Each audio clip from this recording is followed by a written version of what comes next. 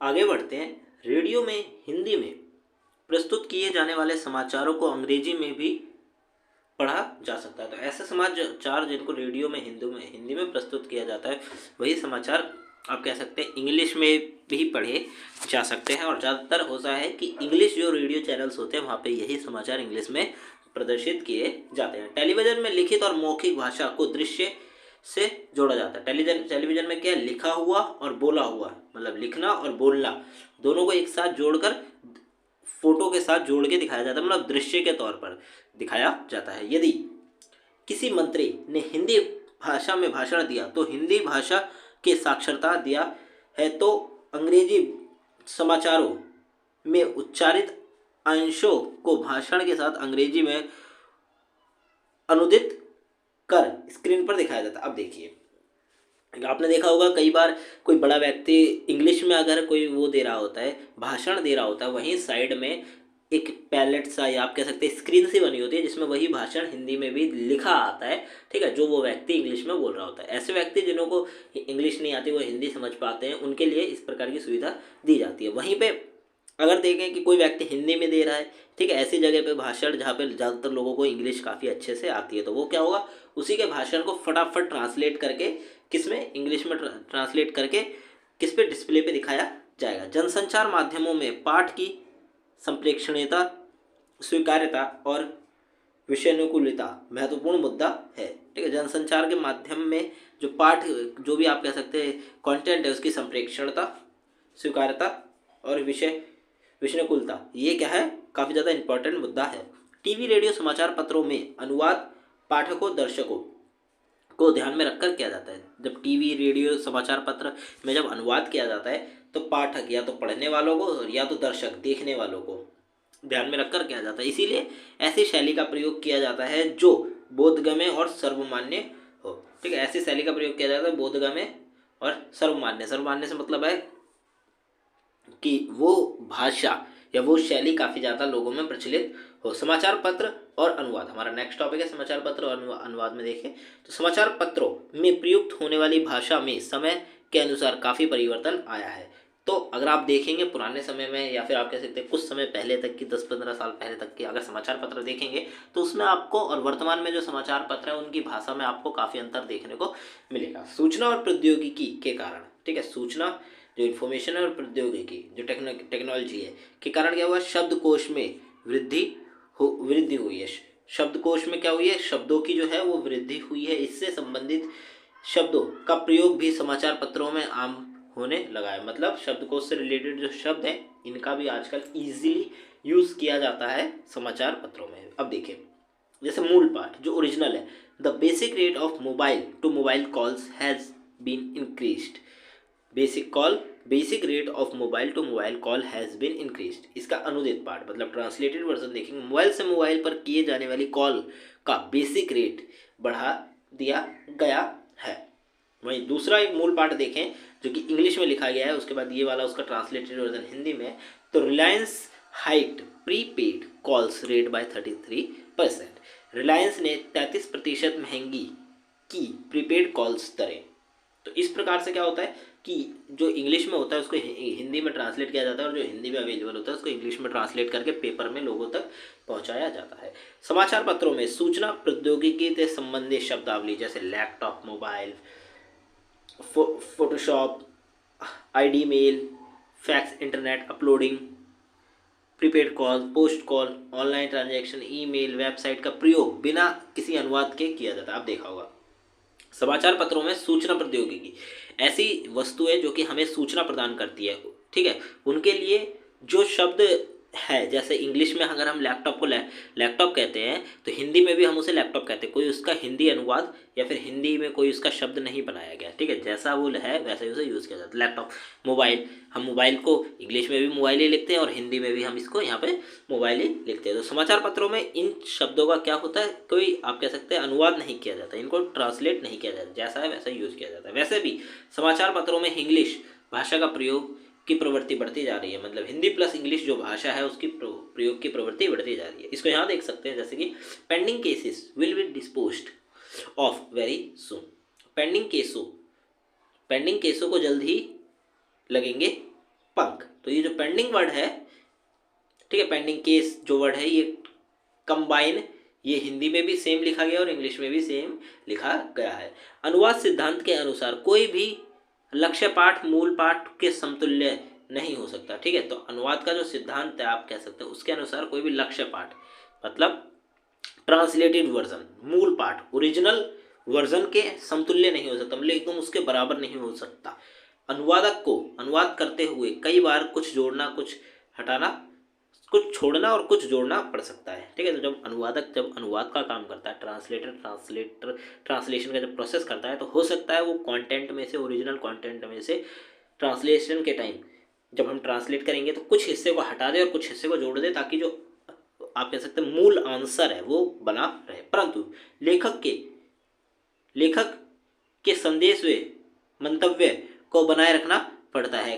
कई बार विभिन्न विकल्पों में से सटीक विकल्प ढूंढना पड़ता है। कभी कभार क्या होता है कि विभिन्न बहुत सारे विकल्पों में से एक सही विकल्प ढूंढना पड़ता है। सामाजिक, सांस्कृतिक, भौगोलिक संदर्भों के अनुसार शब्दों का चयन करना पड़ता है और उनकी व्याख्या करनी पड़ती है, ठीक है। कभी कभार होता है कि कई सारे आप विकल्प हैं, उसमें से कोई एक विकल्प ढूंढना है, या फिर आप कह सकते हैं कि सामाजिक, सांस्कृतिक और भौगोलिक संदर्भ के अनुसार शब्दों का चयन अपने हिसाब से करना पड़ता है। ऐसा नहीं है कि आप कोई भी शब्द यूज़ कर देंगे, आपको काफ़ी अच्छा खासा ढूंढ ढांड के प्रयोग करना पड़ता है। समाचार पत्रों में शब्दों व वाक्यों को साधारणता क्रम में प्रस्तुत किया जाता है, ठीक है। तो समाचार पत्र में क्या होता है, जो शब्द या फिर जो वाक्य होते हैं उनको जितना साधारण हो सके उतना उसको प्रस्तुत करने की कोशिश की जाती है। इसका एक महत्वपूर्ण कारण ये भी है कि लोगों को ईजी लैंग्वेज जल्दी समझ में आती है, इंस्टेड ऑफ अगर आप कठिन लैंग्वेज या फिर आप ऐसी लैंग्वेज देखते हैं जो कि थोड़ी सी लचीली होती है, ठीक है। इस प्रकार की जो लैंग्वेज है, इसको समझने में लोगों को थोड़ी सी प्रॉब्लम होती है। अब अगर आप हर लाइन में मुहावरा देना लग जाएंगे समाचार पत्र में, तो लोगों को इतने अच्छे से समझ में नहीं आएगा। इसीलिए ज़्यादा से ज़्यादा सिंपल लैंग्वेज को रखने की कोशिश की जाती है। जैसे मूल पाठ ओरिजिनल है CBI questions former railway minister Pawan Bansal in railway bribery scam. तो इसका हिंदी अनुवाद क्या होगा, रेल घूस कांड में CBI ने पूर्व रेल मंत्री पवन कुमार बंसल से की पूछताछ, ये उसका हिंदी वर्जन होगा, ठीक है। मूल पाठ ये है। ये देखिए, मैं आपको बता दूं, इस टाइप से आपको हो सकता है दे दिया जाए एग्जाम्स में, आप कह सकते हैं कि पैराग्राफ दे दिया जाए 4 लाइन 5 लाइन का, उस पैराग्राफ के अकॉर्डिंग क्या करना है, आपको ट्रांसलेट करके दिखाना है।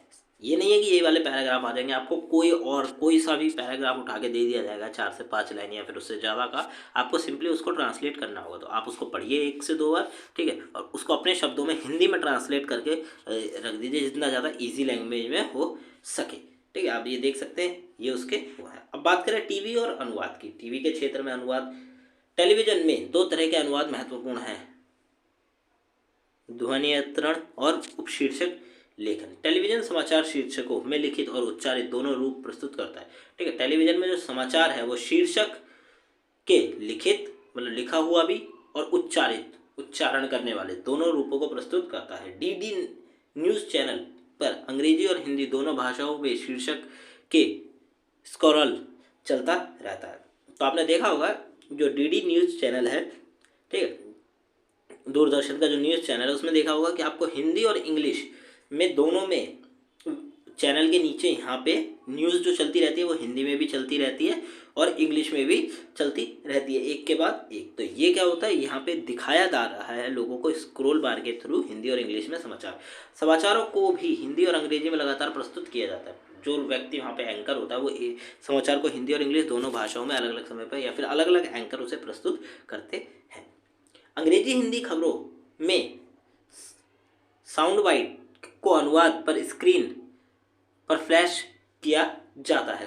तो हिंदी जो अंग्रेजी हिंदी के जो समाचार में क्या होता है, साउंड बाइट को अनुवाद पर स्क्रीन पर फ्लैश करके जो न्यूज़ है अगर उसको अनुवाद किया गया है तो उसको फ्लैश करके दिखाया जाता है। दूरदर्शन समाचारों में उच्चारित संप्रेषणीयता और दृश्य दोनों पर ध्यान दिया जाता है। किसी विदेश नेता का भाषण अगर उसकी अपनी भाषा में है तो उसे ध्वन्यात्रण द्वारा अंग्रेजी में प्रस्तुत किया जाता है, ठीक है। अगर कोई देश का नेता है, ठीक है, उदाहरण के साथ समझ कि अगर जर्मनी का कोई नेता है, उसने कोई भाषण दिया जर्मनी भाषा में, ठीक है, तो अगर हम उसके भाषण को सुन रहे हैं हमारे यहाँ पे, तो हमें वो भाषण किस में दिखाई देगा, अंग्रेजी में प्रस्तुत किया जाता है, या ज़्यादा से ज़्यादा हो सकता है हिंदी में भी प्रस्तुत किया जाए। जो बात शब्दों में कही जाती है उसे तथात्मक बनाने के लिए दृश्य का सहारा लिया जाता है, ठीक है। तो जो बात उस नेता ने कही है उसको सच बनाने के लिए, या फिर आप कह सकते हैं सही बताने के लिए, तथात्मक बनाने के लिए किसका, दृश्य का सहारा लिया जाता है, फोटोज का सहारा लिया जाता है। छोटे व सरल वाक्यों का प्रयोग किया जाता है जब टीवी पर दिखाया जाता है, ताकि भाषा सहज, स्वाभाविक, स्पष्ट और बोधगम्य हो। जैसे आप कह सकते हैं, ये मूल पाठ है एक इंग्लिश का, Delhi university admission open today. Delhi university में आज से दाखिला शुरू, या फिर डीयू में शुरू हो गए दाखिले की दौड़। तो इस प्रकार से जो टैगलाइंस होती है न्यूज़ चैनल्स की वो होती है, ठीक है। मतलब एक ऐसी लाइन जिसको पढ़ के लोगों को फटाक से समझ में आ जाए कि आखिर उस समाचार के अंतर्गत क्या है। तो इस प्रकार के आपसे छोटे छोटे लाइन देकर आपसे पूछा जा सकता है, इसका ट्रांसलेटेड वर्जन दिखाइए। जैसे कि world environment day is being observe today. विश्व पर्यावरण दिवस आज विश्व पर्यावरण दिवस मनाया जा रहा है। वहीं India beat England by 7 wickets. भारत ने इंग्लैंड को 7 विकेट से हराया। अब देख सकते हैं यहाँ पे जो विकेट वर्ड है, ठीक है, विकेट का कोई हिंदी अनुवाद कभी नहीं किया गया, ठीक है, सिंपली उसको उसी प्रकार रखा गया जैसे विकेट्स इंग्लिश में होते हैं वैसे विकेट्स हिंदी में रखे गए। अनुवाद, अब मूल कंटेंट देखें तो गोल्ड इंपोर्ट ड्यूटी हाइट, सोने पर आयात शुल्क बढ़ा। तो इस प्रकार से क्या है कि आपको, या फिर इस प्रकार से हिंदी से इंग्लिश में और इंग्लिश से हिंदी में ट्रांसलेशन का प्रोसेस किया जाता है किसके अंदर, टीवी के अंतर्गत। खेलकूद के समाचारों को अपनी शब्दावली, खेलकूद के जो समाचार हैं उनकी अपनी शब्दावली, अपने शब्दकोश है, और अधिकतम शब्दों का हिंदी में भी अंग्रेजी के अनुरूप ही प्रयोग किया जाता है, ठीक है। तो अधिकतर ऐसे शब्द हैं जिनका हिंदी में प्रयोग किया जाता है जैसे उन्हें इंग्लिश में प्रयोग किया जाता है, जैसे tournament, world cup champion, semifinal, match, run, final, one day, champion trophy, premier league, sports, camp, quarter final, team इत्यादि। जैसे विकेट शब्द हो गया, ठीक है, इनको वैसे ही यूज़ किया जाता है जैसे इंग्लिश में यूज़ किया जाता है। इन शब्दों का अनुवाद नहीं किया जाता, हिंदी में भी इन शब्दों को अंग्रेजी की तरह इस्तेमाल किया जाता है। फिर आता है विज्ञापन और अनुवाद। व्यवसाय के रूप में अनुवाद को कई गतिविधियों में बढ़ा दिया गया है। तो व्यवसाय के रूप में अगर हम विज्ञापन की बात करें तो एडवर्टाइजमेंट के क्षेत्र में भी, तो अनुवाद की जो गतिविधियां हैं ना इस क्षेत्र में वो भी बढ़ा दी गई। व्यापार जगत में राष्ट्रीय कंपनियों के आने से प्रतिस्पर्धा बढ़ी है। व्यापार जगत में मतलब राष्ट्रीय कंपनी, बहुत सारे देशों की कंपनियां एक जगह पे आके क्या कर रही है, काम कर रही है, तो कंपटीशन बढ़ गया है। और विपणन की रणनीति में भी परिवर्तन आया। विभिन्न वस्तुओं का विपणन के लिए प्रिंट और इलेक्ट्रॉनिक मीडिया में ढेरों विज्ञापन दिए जाते हैं, ठीक है। किसी भी चीज़ की सेलिंग करने के लिए क्या किया जाता है, एडवर्टाइजमेंट दी जाती है इलेक्ट्रॉनिक और प्रिंट मीडिया के अंतर्गत, ताकि विभिन्न उत्पादों के बारे में उपभोक्ता को जानकारी प्राप्त हो सके। जो भी चीज़ें उस कंपनी के पास, या फिर जो भी वो चीज़ है एक पर्टिकुलर चीज़, उसकी एडवर्टाइजमेंट टीवी पे या फिर पेपर्स, न्यूज़पेपर्स में दी जाती है। विज्ञापन की भाषा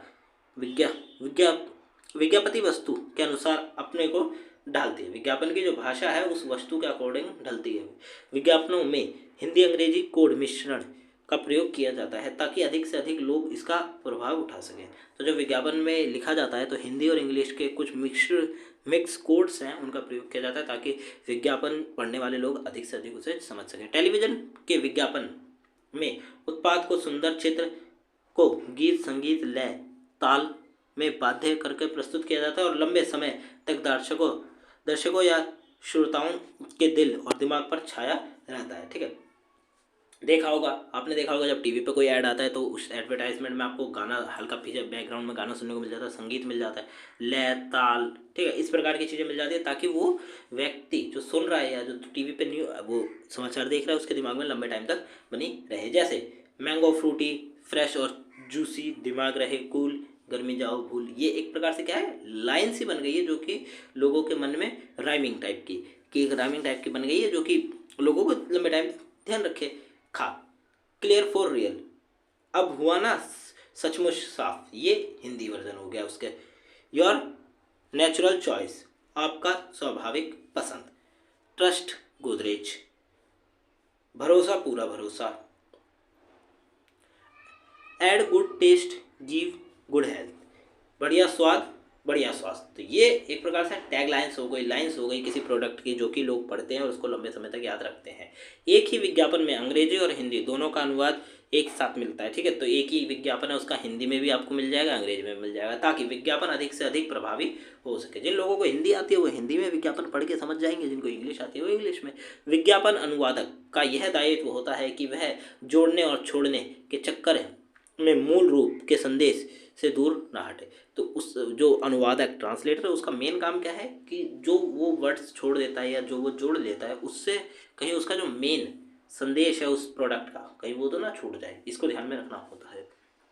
मूल संदेश लक्षार्थी को ध्यान में रखकर अनुवाद किया जाना चाहिए। निम्नलिखित विज्ञापनों में अभिधम्यता और लक्षार्थी संदेश इस प्रकार है। तो ये कुछ उदाहरण है, जैसे कि यू जस्ट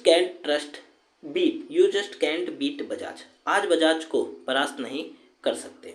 जबकि लक्षार्थी संदेश है हर दौड़ में बेजोड़ बजाज। अब देखिए ये उसका इंग्लिश है, ठीक है, परंतु हिंदी में इसको इस प्रकार लिखा जा सकता है, परंतु जो लिखा गया है वो ये है, ठीक है। मतलब जो मेन लाइन है वो वही है, you just can't beat Bajaj. अगर आपको हिंदी में ट्रांसलेट करना होगा तो आप उसको इस प्रकार करेंगे, परंतु जब उसको हिंदी में अनुवादक के द्वारा ट्रांसलेट करके प्रस्तुत किया जाता है, अगर हम बात करें विज्ञापन के क्षेत्र में, तो उसको इस प्रकार लिखा जाता है हर दौड़ में बेजोड़ बजाज। ये क्या बन गई, एक लाइन सी बन गई, राइमिंग सी बन गई, जिसको लोग जल्दी ईजिली याद कर लेते हैं। संकेतों के प्रतिस्थापन से विज्ञापन का अनुवाद नहीं किया जा सकता। संकेतों के प्रतिस्थापन से विज्ञापन का अनुवाद नहीं किया जा सकता। इसे भाव के धरातल पर सबसे पहली अनुभूति करना होगा, फिर लक्ष्य भाषा में उसका लक्षार्थी संप्रेषित करना होगा। तो क्या है कि इसे भाव में धरातल, मतलब जो भी ओरिजिनल कंटेंट है ना उसका जो भाव है, ठीक है, आप कह सकते हैं ओरिजिनल कंटेंट की कोई तो एक पर्टिकुलर संदेश होगा, भाव होगा, जो कि वो जो लोग हैं उसको पढ़ने वाले वहाँ तक पहुँचाएगा, ठीक है।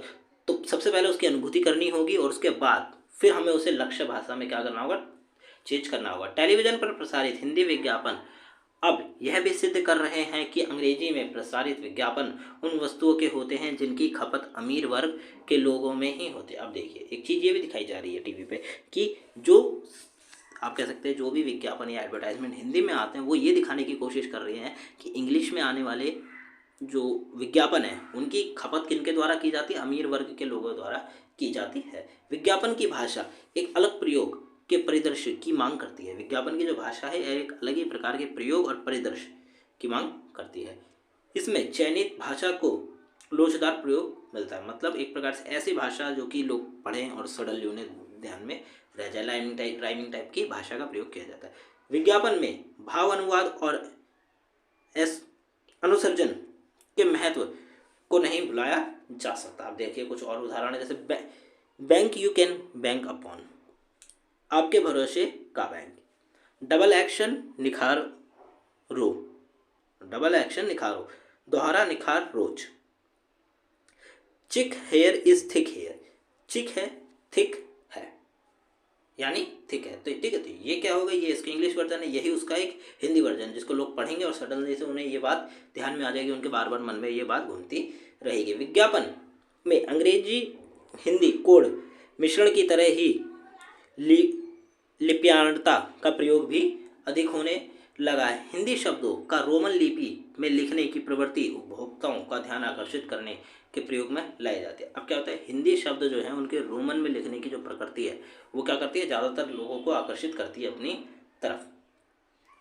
जैसे कि सिम्फनी, भारत को रखे कूल, ये जो सिम्फनी है ये एक प्रकार से आप कह सकते कूलर कंपनी है, ठीक है, जिसका एड्स ज़्यादातर गर्मी के सीज़न में आता है। तो भारत को रखे कूल, दिल मांगे मोर, तूफानी, ठंडा, सब चले बेफिक्र। तो ये क्या हो गई, ये उसकी सिम्फनी की लाइंस हो गई, ठीक है। हर ऐड में एक अलग लाइन उठा के दे दी जाती है, आपको चला दिया जाता है, इसको लय के साथ, गाने के साथ इस लाइन को बोल दिया जाता है, तो लोगों के ध्यान में ज़्यादा बनी रहती है।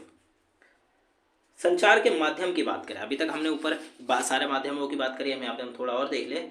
समाचार पत्र, रेडियो, टेलीविज़न, फिल्म, कंप्यूटर आदि क्या है, उसके जनसंचार के माध्यम है। आमतौर पर जनसंचार शब्द का प्रयोग टीवी, रेडियो, समाचार पत्र, पत्रिका, फिल्म या संगीत रिकॉर्ड आदि के माध्यम से सूचना, संदेश, कला, मनोरंजन सामग्री के वितरण को दर्शाने के लिए किया जाता है। तो सिंपली क्या है, इतने तो आप कह सकते हैं माध्यम है ही, परंतु आमतौर पर जो जनसंचार का शब्द है उसके लिए उसका प्रयोग कहाँ होता है? टीवी में, रेडियो, समाचार पत्र, पत्रिका, फिल्म, संगीत और रिकॉर्ड्स के द्वारा लोगों तक इन्फॉर्मेशन को पहुंचाना, मनोरंजन को पहुंचाना, ठीक है, कला कोई आप कह सकते हैं एक्टिविटी होगी उसको पहुंचाना। आमतौर पर समाचार पत्रों, पत्रिका, पुस्तक, रेडियो, टीवी, संगीत, रिकॉर्ड आदि को जन माध्यम की श्रेणी में भी रखा जाता है, मतलब जनता का माध्यम है उनको डिटेल्स पहुंचाना का काम। फिर आता है जनसंचार के कार्य। कार्य क्या है जनसंचार के? जनसंचार के 3 मूलभूत काम माने जाते हैं: लोगों को सूचित करना, लोगों को मनोरंजन करना, उन्हें समझाना या किसी काम के लिए मनाना। तो इसको आप इस प्रकार समझ सकते हैं, पहला टॉपिक कि लोगों को सूचित करना। जनसंचार का मेनली यही काम है, न्यूज़, जैसे कि न्यूज़ हो गया, लोगों को किसी भी न्यूज़ से अवगत करना। टीवी, रेडियो, समाचार पत्र, पत्रिका, ठीक है, ये सब चीज़ें क्या है, लोगों को अवगत करती है किसी भी न्यूज़ से या फिर किसी भी आप कह सकते हैं सूचना से। तो इस प्रकार से आप बना के लिख सकते हैं ठीक है, आप देख सकते हैं ये हमने लिखा हुआ है। आगे बढ़ें। फिर आता मनोरंजन करना, सेकंड पॉइंट आता मनोरंजन करना। आपने देखा होगा टेलीविज़न हो गया, टेलीविज़न पे फिल्म्स आती है, कार्टून्स आते हैं, ये क्या है, ये मनोरंजन के जरिए हैं लोगों के लिए। फिल्म्स लोग आप कह सकते हो वयस्क लोगों को पसंद है, कार्टून बच्चों को पसंद है, तो ये चीज़ें लोगों को क्या करती हैं, मनोरंजित करती हैं, और जनसंचार के द्वारा ही ये हो पाया है। जिसमें आप देख समाचार पत्र में भी कॉमिक्स, कार्टून, फीचर वर्क पहली, ठीक है, चक्कर घिन्नी, स्कूडो, ये जो खेल से ये तो समाचार पत्रों में आते हैं। फिर आप टेलीविज़न में देखें तो गाने हो गए, मूवीज़ हो गई, कार्टून्स हो गए, ठीक है, डिस्कवरी के कुछ चैनल्स हो गए, ये जो चीज़ें हैं ये लोगों को मनोरंजित करती हैं। आप इनको पढ़ सकते हैं, ये नोट्स आपको हमारी वेबसाइट पे भी जल्द से जल्द अवेलेबल हो जाएंगे। आगे बढ़े। लोगों को किसी काम के लिए प्रोत्साहित करना। अब देखिए इसका क्या मतलब, लोगों को प्रोत्साहित करना। आपने देखा होगा कि जब अमेज़ॉन और फ्लिपकार्ट की सेल्स आती हैं तो उनके एड्स हर तरफ होते हैं। आपको न्यूज़पेपर में पहले पेज पे बड़ी बड़ी हेडलाइंस में देखने को मिल जाता है अमेज़ॉन के या फ्लिपकार्ट की सेल्स के बारे में। आपके यूट्यूब पे हर ब्रेक में जब भी कोई ऐड आता है तभी अमेज़ॉन फ्लिपकार्ट का ऐड आ जाता है अगर सेल्स चल रही हो तो क्या है, लोगों को उत्साहित किया जा रहा है कि आप जाइए सेल्स में चेकआउट करिए, अगर आपको कुछ पसंद आता है तो आप उसको खरीदिए। जनसंचार के माध्यम के द्वारा ये हो रहा है। समाचार पत्रों में इस प्रकार की सेल्स के बारे में दिखाया जाता है, कोई प्रोडक्ट बेचना हुआ उसके बारे में दिखाया जाता है, जैसे कि किसी वस्तु, सेवा, विचार, व्यक्ति, स्थान, घटना इत्यादि लोगों को समझाने या प्रोत्साहित करने के लिए भी जनसंचार जो जन माध्यमों का प्रयोग किया जाता है। ठीक है, हो गया, आपको कोई वस्तु बेचनी है, आपको कोई सेवा प्रदान करनी है, ठीक है, कोई टूरिस्ट की आप कह सकते हैं टूरिस्ट का कोई चल रहा है कुछ ज़्यादा ही, टूरिस्ट सीजन चल रहा है टूर पे जाने का, तो उसमें क्या है, लोगों को दिखाया जाएगा, अलग अलग एड्स दिखाए जाएंगे टूर के लिए। ठीक है, कोई विचार होगा, कोई व्यक्ति, किसी स्थान पे जाना है या कोई स्थान फेमस है उस पर जाने के लिए लोगों को क्या उत्साहित किया जा रहा है कि आप जाइए, तो वो न्यूज़पेपर में भी आपको देखने को मिल जाएगा, टेलीविज़न पे, आपके फ़ोन पे, मैगजीन्स में। इस प्रकार की चीज़ें क्या करती हैं, उत्साहित करती हैं लोगों को। तो आप ये देख सकते हैं, ये नोट्स हैं, इनको मेरे को इतना समझाने की ज़रूरत है नहीं क्योंकि ये ज़्यादा इंपॉर्टेंट है नहीं। अब जनसंचार की प्रक्रिया के बारे में बात करें, ये वाला थोड़ा सा इंपॉर्टेंट है, इसको देखते हैं। संचार के विभिन्न प्रकारों में एक प्रकार है जनसंचार। ठीक है, संचार का जो है विभिन्न प्रकार है, काफ़ी सारे प्रकार है संचार के, उसमें जनसंचार एक उसका पार्ट आता है। इसका मूल अर्थ जन समुदाय जिसे संदेश प्रेषित किया जाता है, तो इसके द्वारा क्या पहुंचाया जाता है, संदेश पहुंचाया जाता है जन समुदाय। यह जन समुदाय समूह के रूप में कहीं एकमात्र ना होकर बिखरा होता है। ठीक है, तो इस जनसंचार के क्षेत्र में जो जन समूह है वो एक जगह नहीं होता, मतलब कि काफ़ी जगह होता है। जोसेफ डिवोटो ने कहा है, जनसंचार बहुत से व्यक्तियों में एक मशीन के माध्यम और सूचना, विचारों और दृष्टिकोण की रूपांतरित करने की प्रक्रिया है। मतलब किसी भी एक मशीन के माध्यम से लोगों तक क्या पहुंचाना, सूचना, विचार और दृष्टिकोणों को पहुंचाने की एक प्रक्रिया है। जनसंचार की प्रक्रिया को इस प्रकार समझा जा सकता है। जनसंचार की प्रक्रिया निम्नलिखित है। देखें, पहले आते हैं स्रोत, संदेश संचार का माध्यम, श्रोता, ठीक है, और प्रतिपुष्ट, इसे प्रभाव भी कहा जाता है। अब देखिए, स्रोत, संचार प्रक्रिया में स्रोत का दूसरा नाम गेटकीपर है। इसमें इसका स्थान प्रमुख होता है। यह जनसंचार का प्रमुख संगठन है। इसका उदाहरण समाचार पत्र, रेडियो, टेलीविजन, फिल्म आदि कहे जाते हैं। तो जो स्रोत है, मतलब स्रोत ये कहाँ से आ रहे हैं, ये जो हमें इन्फॉर्मेशन दी जा रही है ये कहाँ से आ रही है, ये रेडियो के मेन से आ रही है, ठीक है, टेलीविजन, जहाँ पर टेलीविजन का मेन ऑफिस है वहाँ से ये प्रसारित की जा रही है। यह किसी संस्था से संबंधित व्यक्ति हो सकता है और किसी समाचार पत्र का संपादक भी हो सकता है। यह संदेश संप्रेषण का काम करता है। एक प्रकार से ये इन लोगों के पास संदेश आता है, ठीक है, समाचार कंपनियों के पास, उसके बाद ये लोग हमें संदेश पहुंचाते हैं। इसके अतिरिक्त स्रोत श्रोताओं की ओर से भेजी गई प्रतिक्रिया को समझकर उनका अर्थ निकालकर संदेश को उनके अनुसार परिवर्तित किया जाता है। स्रोत क्या है? ऐसा बंदा जो कि आप कह सकते हैं मेनली जिसने ये न्यूज़ कवर करी है। इस प्रकार संदेश जनसंचार में एक बड़े जन समुदाय को एक साथ संबोधन करने के लिए होता है। संदेश क्या है? जनसंचार में बड़े समूह, बहुत बड़े संख्या में जो लोगों का समूह होता है उसको एक स्थान पर या फिर एक साथ संबोधन करना। यही कारण है कि इसकी विषय वस्तु का चुनाव लेखन और प्रसारण श्रोता अथवा पाठक को ध्यान में रखकर किया जाता है, ठीक है। जब भी संदेश को बनाया जाता है ना, तो उसको लेखक के द्वारा, ठीक है, और प्रसारण श्रोता और पाठकों के द्वारा ध्यान में रख के किया जाता है। संदेश निजी नहीं होते। कौन सा संदेश किसी माध्यम से भेजना उचित होगा इसका ध्यान में रखना आवश्यक है, ठीक है। कोई भी संदेश किस माध्यम के द्वारा जाएगा इसको ध्यान में रखना भी आवश्यक है। फिर आता है तीसरा, संचार का माध्यम। संदेश का माध्यम क्या होना चाहिए अथवा होता है, इसका निर्णय संचार माध्यम बिंदु में किया जाता है। संचार किस माध्यम, मतलब कोई भी जो इन्फॉर्मेशन है, आप कह सकते हैं ऐड हो गया, फिल्म हो गई, ये किस माध्यम से लोगों तक पहुंचाई जाएगी, इसको ध्यान में रखा जाता है। संदेश का माध्यम प्रिंट माध्यम भी हो सकता है, इलेक्ट्रॉनिक माध्यम भी हो सकता है, ठीक है। आधुनिक औद्योगिक तकनीकी विकास की देन है। फिर आते हैं श्रोता। श्रोता का अर्थ है संदेश प्राप्त करना। जैसे कि हम लोग संदेश प्राप्त करते हैं तो ये अब यहाँ पे हमारा काम आता है। श्रोता समान रूप में नहीं होता, अपितु मिश्रित होते हैं, मतलब मिक्स लोग होते हैं जो संदेश एक टाइम पे प्राप्त कर रहे होते हैं और वह अपने हिसाब से संदेश ग्रहण करते हैं। जिस संदेश का जैसा अर्थ निकालना है वो अपने हिसाब से निकाल सकता है। कहने का अभिप्राय यह है कि हर श्रोता संदेश को अपने ढंग से लेता है। ऐसा नहीं है कि एक संदेश है उसका एक मीनिंग है और सबको एक ही मीनिंग में समझ आएगा, नहीं, लोगों को अपने अपने मीनिंग के अकॉर्डिंग वो संदेश प्राप्त हो जाता है। उस पर प्रतिक्रिया अपने तरीके से देते हैं, ठीक है, लोग अपने प्रकार से उस पर प्रतिक्रिया देते हैं। वास्तुतः हर श्रोता की अपनी सांस्कृतिक, अपनी प्रतिभा और अपनी भाषा और अपनी रुचि है और वह उसके अनुसार संदेश ग्रहण करता है, ठीक है। जो भी व्यक्ति है वो अपनी संस्कृति से कनेक्टेड है, उसकी अपनी प्रतिभा और अपनी भाषा है और उसके अकॉर्डिंग वो क्या करता है, संदेश प्राप्त करता है। प्रतिपुष्ट, जिसको हम आप कह सकते हैं प्रतिपुष्ट आता है।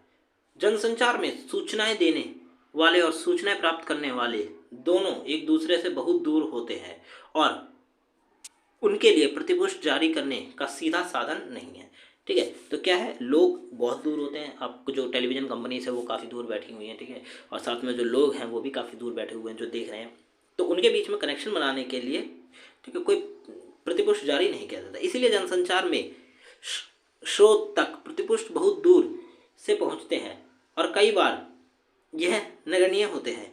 आज क्योंकि तकनीकी विकास हो चुका है, television, telephone, mobile, fax, internet, email के माध्यम से श्रोता या पाठकों को प्रतिक्रिया एवं जन माध्यमों तक शीघ्र पहुँचे संभव हो गई है, ठीक है। ये जो माध्यम है इनके द्वारा लोगों तक भी न्यूज़ जल्दी पहुँच जाती है, ठीक है। एक समय था जब लोगों के पास टीवी नहीं थी, केवल रेडियो था, और कुछ लोगों के पास रेडियो भी नहीं था, तो क्या उनके पास समाचार पहुँचता था? नहीं, जब तक वो उस चीज़ से कनेक्टेड नहीं हुए तब तक नहीं हुआ। फिर जब प्रौद्योगिकी, तकनीक, टेक्नोलॉजी बढ़ी तो इन चीज़ों का विकास हुआ। अब हर व्यक्ति के पास है, तो व्यक्ति ने न्यूज़ जो इन्फॉर्मेशन है उसको लिया, उनकी जो प्रतिक्रिया है उसी चीज़ के द्वारा वो प्रतिक्रिया फटाफट उन लोगों तक पहुंचाई जिसने ये न्यूज़ बनाई है, ठीक है। तो ये थे आपके जनसंचार का माध्यम, जनसंचार का अनुवाद के बारे में हमने बात करी है, ठीक है। इसमें हमने जनसंचार के बारे में बात करी, हो सकता है इस टॉपिक से रिलेटेड भी आपसे कोई क्वेश्चन पूछ लिया जाए।